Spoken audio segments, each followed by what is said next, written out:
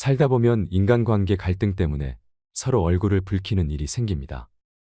남녀노소 할 것 없이 인간관계는 어렵게만 느껴지곤 하는데요.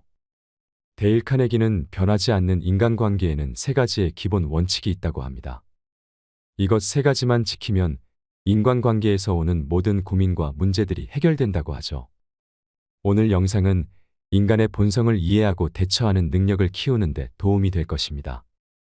인간관계에서 오는 모든 고민을 해결할 수 있는 시간이 되길 바랍니다. 전 세계 1억 부 판매 베스트셀러 데일 카네기 책에서 성공 철학을 듣겠습니다. 인간관계가 진짜 쉬워지는 세 가지 방법. 첫 번째, 잘못을 지적하거나 비난하거나 불만을 표현하지 말라. 저는 사람들에게 기쁨을 주고 좋은 시간을 보내도록 도우면서 제 인생의 한창 때를 보냈습니다. 그런데도 돌아온 거라곤 모욕과 쫓기는 신세뿐이네요. 알 카포네가 한 말이다. 그렇다. 미국에서 가장 악명 높은 공공의 적이자 시카고를 총성으로 물들인 사악한 갱두목 말이다.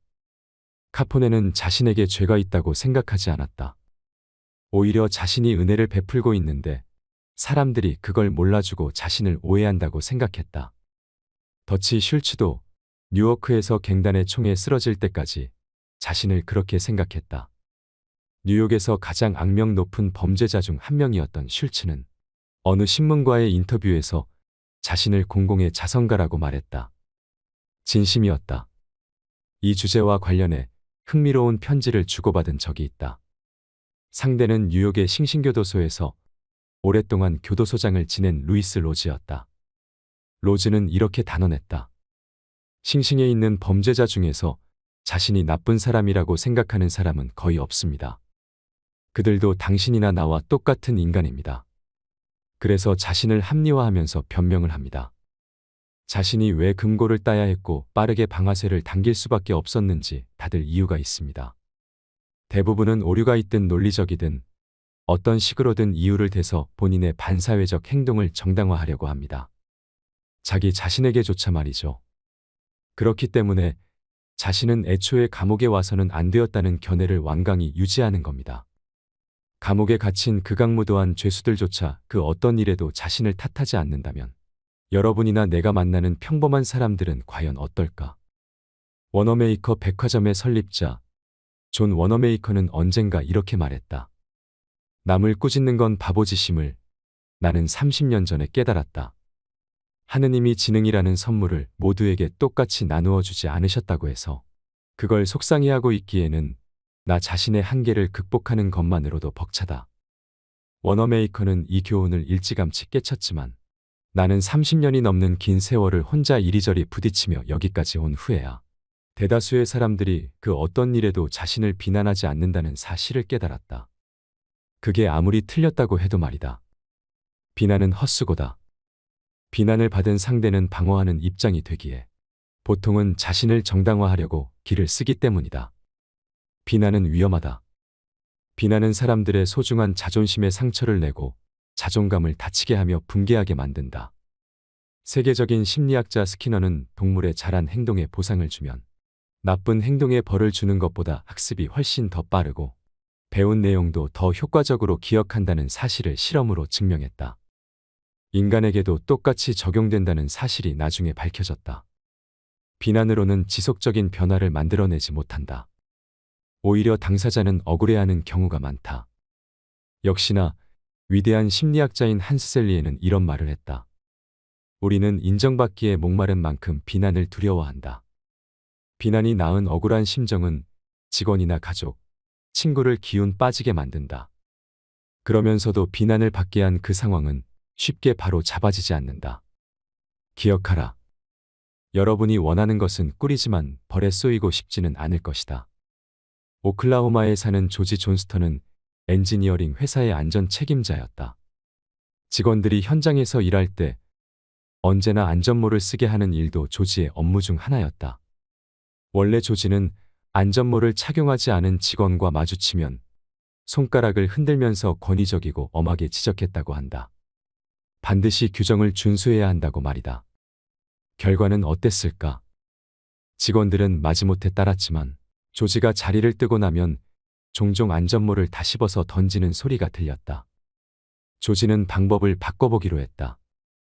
직원들 몇몇이 안전모를 착용하지 않은 채 모여 있는 것을 발견하고는 안전모가 불편한지 물었다. 머리에 잘 안 맞나요? 그런 다음 직원들에게 안전모는 부상을 방지하기 위해 고안되었으니 일할 때는 항상 써줬으면 좋겠다고 상냥한 톤으로 말했다. 그 결과 사람들은 규칙을 더 잘 따랐고 그들의 감정이 상할 일도 없었다. 비난이 헛수고라는 사실은 역사적으로 수많은 예시를 찾을 수 있다. 예를 들어 그 유명한 시어도어 루스벨트와 윌리엄 하워드 태프트 사이의 유명한 갈등만 해도 그렇다. 이 갈등 때문에 공화당은 반으로 쪼개졌고 우드로 윌슨이 백악관을 차지했다. 그러면서 제1차 세계대전처럼 굵직한 여러 사건이 발생했고 역사의 흐름이 바뀌었다. 빠르게 당시 상황을 되짚어보자. 1908년 퇴임 당시 루스벨트는 태프트를 지지했고 결국 태프트가 대통령에 당선되었다. 이후 루스벨트는 아프리카로 떠났다. 다시 미국으로 돌아왔을 때 루스벨트는 폭발했다. 루스벨트는 태프트가 보수적이라며 맹비난하고 자신이 세 번째로 다시 대통령 후보로 지명받기 위해 진보당을 창당했으나 이는 공화당을 허물어뜨렸을 뿐이었다. 이어진 선거에서 윌리엄 하워드 태프트와 공화당은 버몬트와 유타 단 2개 주에서밖에 승리하지 못했다. 공화당 역사상 최악의 참패였다. 루스벨트는 태프트를 탓했다. 그러나 태프트 대통령도 자신을 탓했을까? 당연히 아니다. 태프트는 눈물이 그렁그렁해서는 이렇게 말했다. 제 상황에서 달리 뭘 어떻게 할 수 있었을지 저는 모르겠어요. 누구 탓이었을까? 루스벨트일까? 태프트일까? 솔직히 나는 모르겠고 관심도 없다. 내가 하고 싶은 말은 루스벨트가 아무리 태프트를 비난해도 태프트는 자신이 틀렸다고 생각하지 않았다는 것이다. 오히려 태프트는 자신을 정당화하려고 애썼고 같은 말만 반복했다. 눈물이 그렁한 채로 제 상황에서 달리 뭘 어떻게 할 수 있었을지 저는 모르겠어요. 여러분도 바꾸고 싶거나 다잡고 싶거나 고치고 싶은 사람이 있는가? 좋다. 괜찮다. 나도 찬성이다. 그렇지만 우선 자기 자신부터 그렇게 해보는 건 어떨까? 내 말은 순전히 이기적인 관점에서 봤을 때 남을 고치려고 하기보다는 이 편이 훨씬 더 득이 되고 덜 위험하다는 뜻이다. 공자는 이렇게 말했다. 내 집 현관이 더러울 때는 이웃집 지붕에 눈을 탓하지 말라. 아직 어려서 다른 사람들에게 멋있게 보이려고 애쓰던 시절에 내가 미국 문학계에서 두각을 드러내던 리처드 하딩 데이비스에게 바보 같은 편지를 쓴 적이 있다. 나는 어느 잡지에 작가들에 관한 글을 기고할 예정이었기에 데이비스에게 그의 작업 방식을 알려달라고 요청했다. 그보다 몇 주 앞서 어딘가에서 받은 편지 한 통의 말미에 이렇게 쓰여 있었다. 말을 받아 적었으나 읽지 않았음. 굉장히 인상 깊었다. 글쓴이가 아주 바쁘고 중요한 거물이라는 느낌이 들었다. 나는 전혀 바쁘지 않았지만 리처드 하딩 데이비스에게 인상적으로 보이고 싶어서 내 짧은 편지의 끝부분에 똑같이 썼다. 말을 받아 적었으나 읽지 않았음. 데이비스는 굳이 답장을 쓰는 수고를 하지 않았다. 내가 쓴 편지의 아래쪽에 이렇게 써서 돌려보냈을 뿐이다. 무례를 무례로 돌려드립니다. 그래, 내가 실수했다. 어쩌면 나는 그런 비난을 들어도 쌌다. 하지만 나도 인간인지라 분한 마음이 들었다. 어찌나 분했던지 10년 뒤 리처드 하딩 데이비스의 부고를 읽었을 때도 오직 내 마음에는 나에게 상처를 준 사람이라는 생각밖에 없었다. 내일 당장 누군가에게 죽을 때까지 수십 년 묵은 원한으로 남을 행동을 하고 싶다면 신랄한 비난을 한마디 던지면 된다. 그 비난이 아무리 정당화될 수 있다고 하더라도 말이다. 사람을 대할 때는 상대방이 논리적인 존재가 아니라는 사실을 꼭 기억하기로 하자. 상대방은 감정의 동물이고 선입견이 가득하며 자존심과 허영심에 휘둘리는 존재다. 영국 문학을 풍요롭게 만들어 주었던 최고의 소설가 중 한 명인 토머스 하디는 성정이 예민했다. 그는 혹독한 비난을 듣고 나서는 2번 다시 소설을 쓰지 않았다. 영국의 시인 토머스 채터턴은 비평 때문에 죽었다. 벤저민 프랭클린은 젊은 시절 눈치가 없었다. 그러나 나중에는 수완이 생겼고 어찌나 노련하게 사람을 잘 다뤘던지 주프랑스 미국 대사에까지 임명됐다. 그는 자신의 성공 비결을 이렇게 이야기했다. 저는 그 누구도 험담하지 않습니다. 그리고 모든 사람을 최대한 좋게 이야기합니다. 잘못을 지적하고 비난하며 불만을 표시하는 일은 그 어느 바보라도 할 수 있다. 사실 바보들이 대부분 그렇게 한다. 그러나 이해하고 용서하려면 인격과 자제력이 필요하다. 칼라일은 이렇게 말했다. 훌륭한 사람이 훌륭하다는 것이 드러나는 건 하찮은 사람을 대할 때다. 다른 사람을 비난하지 말고 이해하도록 노력해 보기로 하자. 왜 그러는지 알아내려고 노력하기로 하자. 비난보다는 그 편이 훨씬 더 유익하고도 흥미롭다. 이런 태도야말로 연민과 관용과 친절을 낳는다. 알면 용서된다. 존슨 박사가 이야기했던 것처럼 말이다. 하느님도 마지막 날까지는 사람을 심판하지 않으신다. 그런데 우리라고 심판할 것인가? 두 번째, 정직하고 진심에서 우러난 인정의 말을 건네라. 누가 무엇을 하도록 만드는 방법은 세상에 하나밖에 없다. 혹시 이에 대해 생각해 본 적이 있는가? 그렇다. 방법은 단 하나뿐이다. 바로 상대가 그 일을 하고 싶게 만드는 것이다. 기억하라. 다른 방법은 없다. 물론 옆구리에 권총을 들이대면 손목시계를 끌어주고 쉽게 만들 수는 있다. 해고하겠다고 협박하면 직원들이 협조하게 만들 수도 있다. 우리가 등을 보이기 전까지는 말이다. 하지만 이런 방법은 원치 않는 부작용을 낸다. 상대가 무언가를 하게 만드는 유일한 방법은 상대가 원하는 바를 주는 것이다. 상대는 뭘 원하는가? 현대 심리학의 초석을 놓은 지크문트 프로이트는 우리가 하는 모든 일이 두 가지 동기에서 출발한다고 했다. 성적 충동 또는 훌륭해지고 싶은 욕망. 미국의 가장 심오한 철학자 중 한 명인 존 듀이는 약간 다르게 표현했다. 듀이 박사는 인간 본성의 가장 깊은 곳에 있는 충동이 중요한 사람이고 싶은 욕망이라고 했다. 이 말을 기억하기 바란다. 중요한 사람이고 싶은 욕망. 의미심장한 표현이다. 이 책에서 이와 관련된 이야기를 많이 듣게 될 것이다. 당신은 뭘 원하는가? 많지는 않을 것이다. 그렇지만 정말로 바라는 몇 가지는 아주 집요하게 갈망하고 있다는 사실을 부인할 수 없을 것이다. 대부분 사람들은 아래와 같은 것을 원한다. 건강과 장수, 음식, 잠, 돈과 돈으로 살 수 있는 것, 사후 세계에 대한 믿음, 성적 만족, 자녀의 건강과 행복, 자신이 중요한 사람이라는 느낌. 이 중에 일부는 충족이 되고 일부는 가끔 충족되지만 하나만큼은 예외다. 이들 갈망 중에 하나는 좀처럼 충족되지 않는다. 바로 프로이트가 훌륭해지고 싶은 욕망이라고 부른 것이고 듀이가 중요한 사람이고 싶은 욕망이라고 부른 것이다. 링컨은 어느 편지의 서두에서 이렇게 말했다. 누구나 칭찬을 좋아합니다. 윌리엄 제임스는 이렇게 말했다. 인간 본성의 가장 깊은 곳에 있는 원칙은 인정받고 싶은 갈망이다. 인간이어서 겪는 이 갈증은 괴롭지만 결코 수그러들지 않는다. 이 마음의 갈증을 진정으로 해소해 줄 수 있는 몇 안 되는 사람은 타인을 자기 손바닥 위에 놓고 살 것이며 그가 죽으면 장의사조차 애석해할 것이다. 중요한 사람이라고 느끼고 싶은 욕망은 인간을 동물과 구별짓는 가장 큰 차이점 중 하나다. 일례로 내가 미주리주 어느 농장의 시골 소년이던 시절에 우리 아버지는 두록저지종 돼지와 얼굴에 흰 반점이 있는 순수 혈통의 소를 키웠다.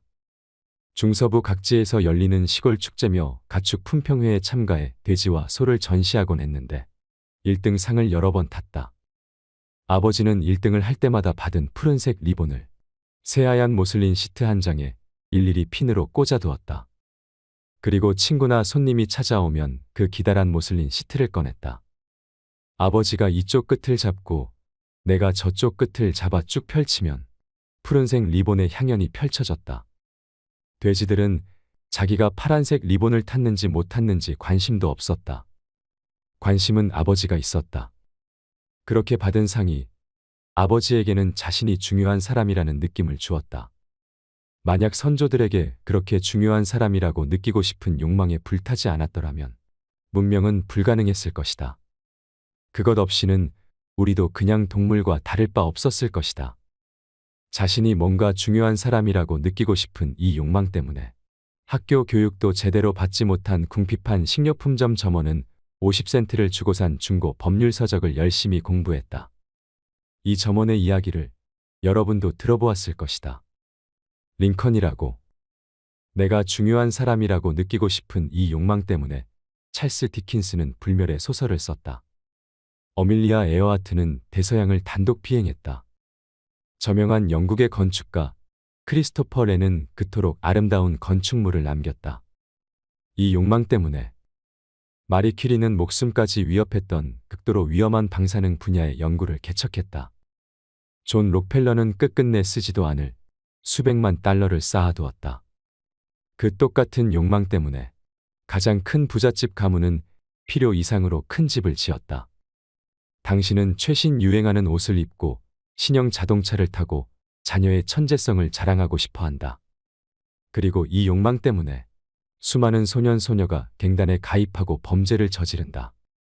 뉴욕 경찰청장을 지낸 멀로니에 따르면 젊은 범죄자들은 자존심이 대단해서 체포되면 자신을 영웅으로 묘사한 황색 신문을 가장 먼저 요구한다고 한다. 형량이 얼마나 나올지도 모르는데 그것은 일단 나중 문제고 우선은 유명한 스포츠 스타나 영화배우, 정치가와 함께 신문의 일면을 장식한다는 사실을 흐뭇해한다는 것이다. 나는 중요한 사람이라는 느낌을 당신은 과연 어떤 식으로 얻고 있는지 알려준다면 나는 당신이 어떤 사람인지 말해줄 수 있다. 그것이 바로 당신이라는 사람을 규정하기 때문이다. 당신에게 가장 중요한 부분 말이다. 예를 들어 록펠러는 내가 중요한 사람이라고 느끼기 위해 돈을 기부해서 중국 베이징에 현대식 병원을 세웠다. 한 번도 본 적 없고 앞으로도 볼 일이 없을 수백만 명의 가난한 사람들을 돌볼 병원이었다. 반면에 존 딜린저는 노상강도 짓을 하고 은행을 털고 사람을 죽이며 자신이 중요한 사람이라는 느낌을 얻었다. FBI 요원이 딜린저를 뒤쫓을 때 그는 미네소타주에 있는 한 농장으로 쳐들어가서 이렇게 외쳤다. 나는 딜린저다. 그는 자신이 공공의적임을 자랑스럽게 여겼다. 그렇다. 딜린저와 록펠러 사이의 중대한 차이점은 자신이 중요한 사람이라는 느낌을 어떤 방식으로 얻었는지에 달려 있다. 슈와브는 말했다. 사람들의 열정을 불러일으키는 능력이 저의 가장 큰 자산이라고 생각합니다. 누군가에게 내재된 최고의 모습을 끌어내서 키우는 방법은 인정과 격려입니다. 사람의 의욕을 가장 확실하게 꺾어버리는 것이 바로 상사의 혹평입니다. 저는 그 어떤 경우에도 누구도 지적하지 않습니다. 사람들이 노력하도록 동기를 부여해 주어야 한다고 생각하니까요. 늘 어떻게 하면 칭찬할 수 있을까 궁리합니다. 흠을 잡는 건 매우 싫어합니다. 저는 잘했다고 말할 때는 진심을 담고 칭찬을 할 때는 아낌없이 쏟아붓습니다. 슈와브는 자신의 말대로 실천했다고 한다. 그런데 보통 사람들은 어떻게 할까? 정확히 반대로 한다. 무언가 마음에 들지 않으면 부하 직원에게 호통치고 정말로 마음에 들면 아무 말도 하지 않는다. 오래된 속담처럼 말이다. 나쁜 짓은 한 번만 해도 다 알려지지만 좋은 일은 두 번 해도 말하는 사람이 없다. 슈와브는 이렇게 단언했다. 살면서 다양한 분야의 훌륭한 사람을 많이 만났어요. 그렇지만 아무리 훌륭하고 높은 위치에 있는 사람이라고 해도 칭찬을 해주면 분명히 비난할 때보다 더 큰 노력을 기울이고 더 일을 잘합니다. 슈와브에 따르면 이는 앤드루 카네기가 어마어마한 성공을 거두었던 이유 중 하나라고 한다. 앤드루 카네기는 부하 직원을 사람들 앞에서뿐만 아니라 둘만 있는 자리에서도 칭찬했다. 묘비명에서까지 부하 직원들을 칭찬했다. 앤드루 카네기가 직접 미리 써둔 묘비명은 다음과 같다. 자기보다 똑똑한 사람들을 주위에 둘 줄 알았던 사람이 여기에 잠들다. 몇 년 전 가출한 아내들에 관한 연구가 있었다. 아내들이 집을 나간 주된 이유가 뭐였을까? 바로 인정받지 못한다는 생각이었다. 가출한 남편들을 연구해도 똑같은 결과가 나올 것이다. 배우자를 너무나 당연하게 여겨 고마워하는 마음을 상대에게 표현하지 않는 사람이 많다. 우리 수업을 듣는 학생이 아내의 부탁에 관한 이야기를 들려준 적이 있다. 이 남자의 아내는 교회의 다른 부인들과 함께 자기계발 수업을 들었다고 한다. 아내는 더 좋은 배우자가 되기 위해 할 수 있는 일 6가지를 적어가야 한다면서 남편에게 좀 도와달라고 했다. 남편은 이렇게 말했다. 그런 부탁을 한다는 게 놀라웠어요. 솔직히 제가 아내의 바꾸고 싶은 점을 말하라고 하면 6개는 우습죠. 반대로 아내에게 저한테 바뀌었으면 하는 점을 말해보라고 하면 1000개는 될 수 있을 거예요. 저는 아무것도 말하지 않았죠. 대신에 이렇게 말했어요. 생각해보고 아침에 알려줄게. 다음 날 아침에 아주 일찍 일어났어요. 꽃집에 전화를 했죠. 아내에게 붉은 장미 6송이와 함께 이렇게 쓴 쪽지를 보내달라고 했어요. 당신에게 바꾸고 싶은 6가지를 도저히 생각해낼 수가 없어. 나는 당신을 있는 그대로 사랑해. 그날 저녁 집에 오니까 문 앞까지 누가 마중을 나왔겠어요. 그렇죠. 아내가 달려 나오더라고요. 눈물이 터질 것 같은 얼굴이었어요. 말할 필요도 없이 저는 부탁대로 아내의 흠을 잡지 않은 게 너무 기뻤죠. 그러고 나서 일요일에 교회에 갔어요. 아내는 이미 숙제를 발표한 후였어요. 아내와 함께 공부하는 부인 몇 명이 저에게 다가와서 그러더라고요. 그렇게 자상한 행동은 제 평생 처음 들어봤어요. 감사가 가진 힘을 깨닫는 순간이었어요. 우리는 자녀나 친구, 직원의 신체 건강은 걱정하면서 왜 좀처럼 자존감은 신경 써주지 않을까? 힘내라고 영양가 있는 음식은 만들어주면서 왜 친절한 인정의 말은 해주지 않을까? 그런 말 한마디가 기억에 남아 두고두고 노래할 텐데 말이다. 지금 이 글을 읽으면서 이렇게 말하는 사람도 있을 것이다. 헛소리 좀 그만하세요. 그건 그냥 아첨이죠. 저도 해봤지만 아무 효과가 없었어요. 똑똑한 사람들에게는 통하지 않는다고요. 물론 분별력이 있는 사람에게 아첨은 거의 효과가 없다. 아첨은 얄팍하고 이기적이고 진실하지 못하다. 당연히 실패해야 마땅하고 보통 실패한다. 그래, 개 중에는 인정의 말에 목말라서 아무거나 전부 칭찬으로 받아들이는 사람도 있을 것이다. 배가 너무 고프면 풀이라도 뜯고 지렁이라도 먹듯이 말이다. 빅토리아 여왕도 아첨에 약했다고 한다. 벤저민 디즈레일리 총리는 여왕을 상대할 때는 과장을 많이 했다고 고백했다. 그의 표현으로는 흑손으로 덕지덕지 갖다 발랐다라고 말이다. 그러나 디즈레일리는 광대한 대영 제국을 통치했던 사람 중에서도 가장 세련되고 능수능란했다. 디즈레일리에게 효과가 있었다고 해서 여러분이나 나에게도 꼭 효과가 있으란 법은 없다. 장기적으로 보면 아첨은 득보다 실이 많기 마련이다. 아첨은 가짜다. 위조지폐처럼 다른 사람에게 아첨을 건넸다면 결국은 곤란해질 것이다. 그렇다면 인정과 아첨의 차이는 뭘까? 간단하다. 하나는 진심이고 다른 하나는 진심이 아니다. 하나는 마음에서 우러난 것이고 다른 하나는 이세로 비집고 나온 것이다. 하나는 사심이 없고 다른 하나는 이기적이다. 하나는 널리 찬사를 듣고 다른 하나는 널리 비난받는다. 얼마 전에 멕시코시티에 있는 차풀테펙 궁전에서 멕시코의 영웅 알바로 오브레곤 장군의 흉상을 보았다. 흉상 아래에 그의 철학을 담은 격언이 새겨져 있었다. 너를 공격하는 적을 두려워하지 말라. 너에게 아첨하는 친구를 걱정하라. 아첨하라는 말이 아니다. 그와는 거리가 멀다. 나는 새롭게 사는 방식을 이야기하고 있다. 조지 5세는 버킹엄 궁전에 있는 본인의 서재에 6개의 격언을 걸어두었다. 그중 하나가 이거였다. 싸구려 칭찬은 주지도 받지도 말아라. 바로 이것이다. 싸구려 칭찬. 언젠가 아첨의 정의를 읽은 적이 있는데 여기에 다시 써본다. 아첨이란 자기 자신에 대해서 생각하고 있는 내용을 상대방이 그대로 읊어주는 것이다. 만약 아첨으로 모든 것이 해결됐다면 누구나 다 방법을 익혀서 모두가 인간관계의 달인이 되었을 것이다. 우리는 보통 시간의 95%를 나 자신에 관한 생각으로 보낸다.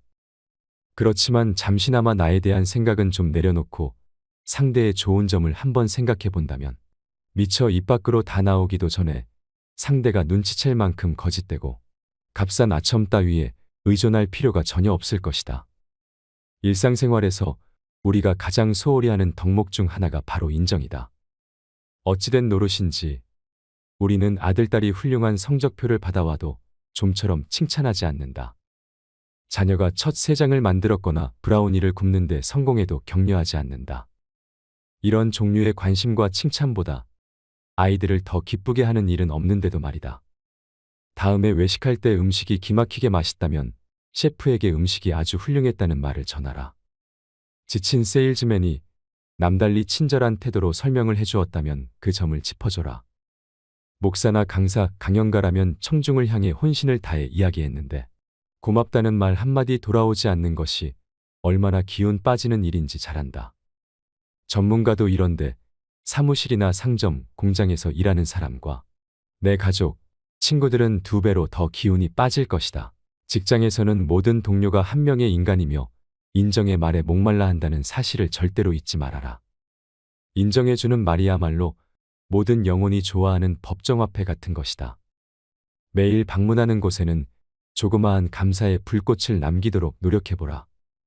거기서 작은 우정의 불길이 만들어져 다음번에 방문할 때 등불처럼 환하게 비춰주는 걸 보면 깜짝 놀랄 것이다.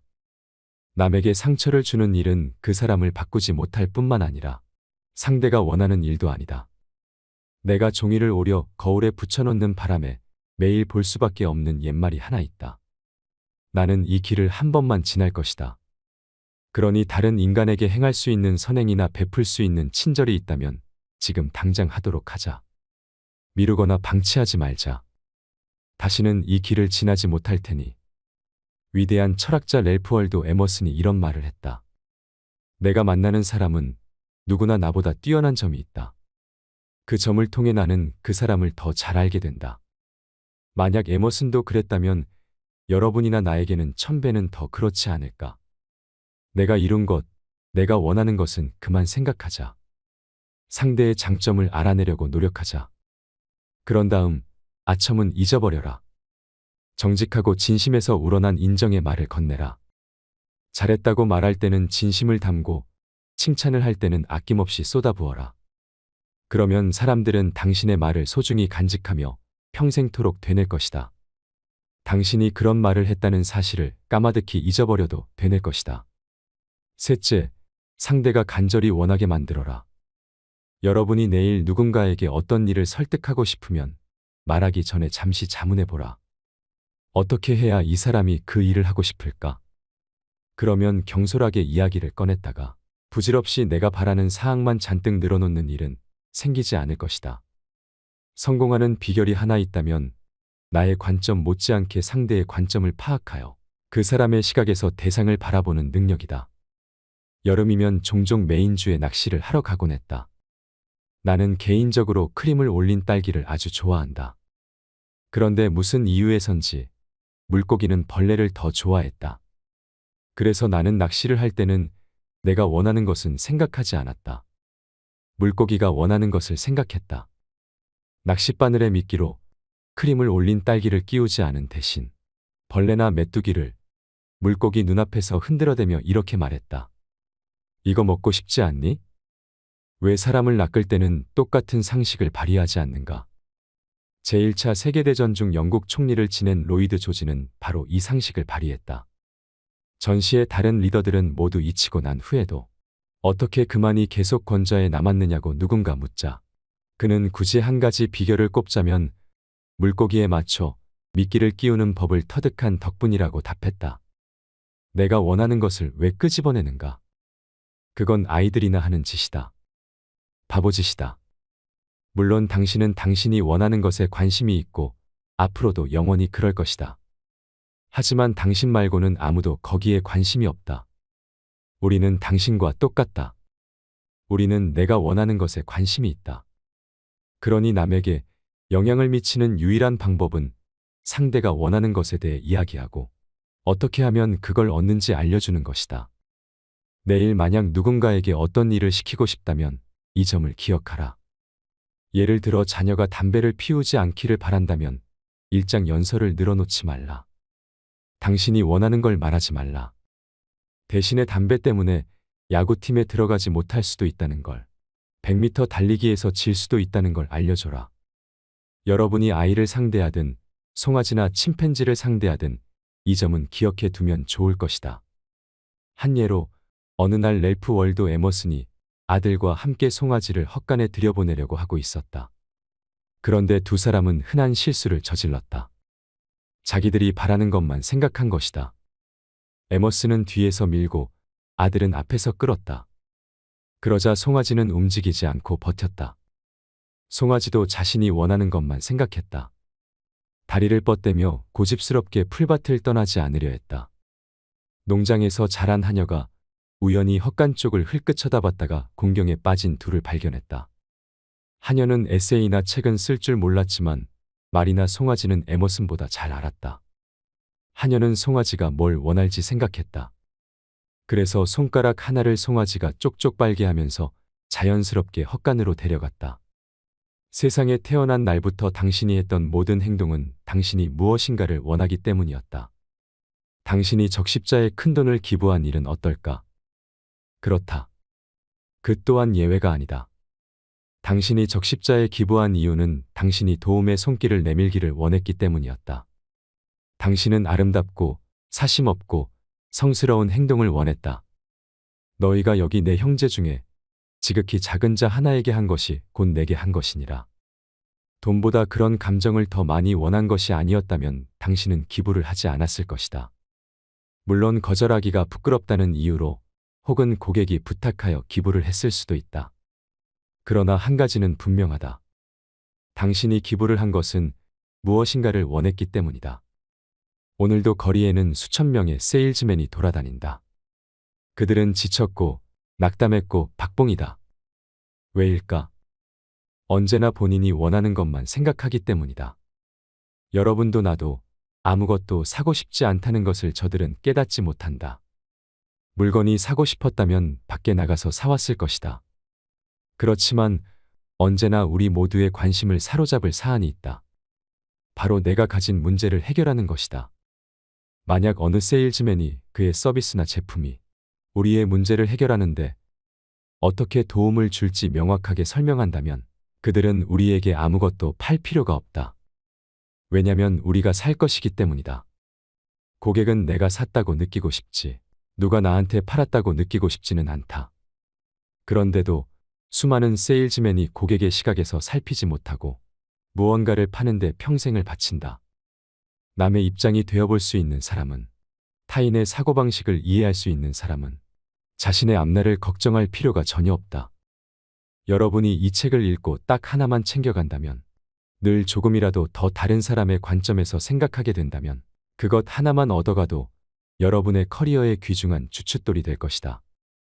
상대의 관점을 살펴서 상대가 정말로 그것을 원하게 만든다면 당신에게만 득이 되고 상대에게는 해가 되는 뭔가를 시키려는 듯이 보이지는 않을 것이다.